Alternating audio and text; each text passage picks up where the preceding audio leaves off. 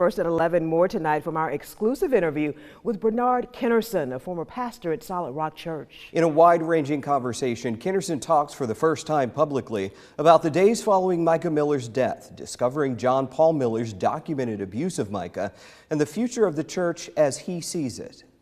I got a phone call at 11:13 on Saturday night that Micah had passed. I remember one of the first things I said was, "This is bad. This is bad, really bad." Former Solid Rock pastor Bernard Kinnerson says John Paul Miller wasn't expected to preach the morning after his wife, Micah Miller, died by suicide. Instead, a church assistant told Kinnerson to write a message to be read to the congregation.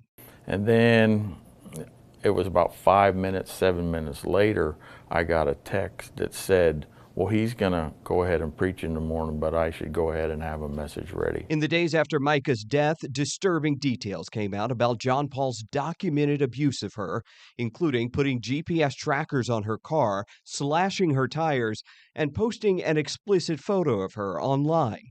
A week after Micah's death, Kinnerson made the hard decision to leave Solid Rock. I mean, we were led to believe that all of this was coming from Micah and her mental illness, and not being on her meds, that she'd been on this long psychotic, episode. And it was just a big eye-opener to me that he wasn't the man that I thought he was. I have been physically sick and emotionally sick.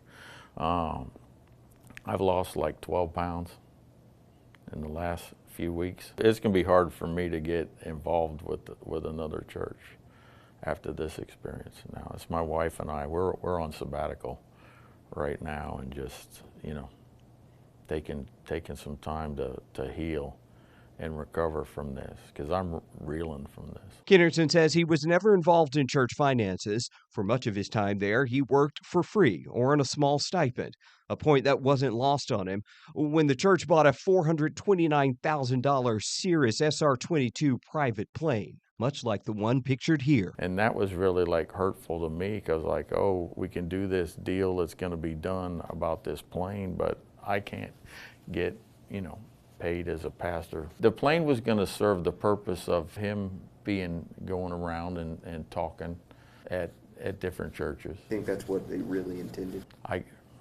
At this point, I couldn't say. Though Solid Rock's assets add up to just over $5.5 million, Kinnerson says membership is down drastically from a high of about 700 to now less than 50.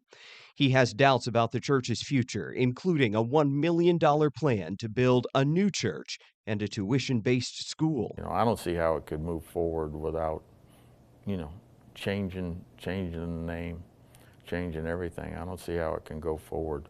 Business as usual.